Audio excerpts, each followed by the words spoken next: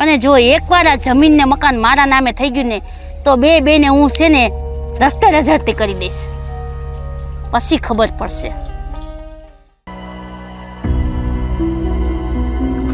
હાય બેટા, આવી ગઈ? હા દાદીમાં. દાદીમાં, હું શું કહેતી હતી, આપણે દશામાના વ્રત લઈ તો લીધા છે, પણ કામ ને કાજમાં આપણે એની આરતી નથી કરવા જડતી. હાલો ને તો આપણે આરતી કરી નાખીએ.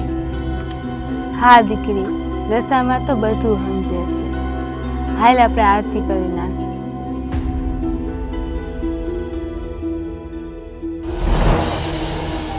એ ક્યાં જાઓ છો? ઉભા રહ્યો, મારે હે ને આમાં તમારી બેની સહી જોઈશે. સહી?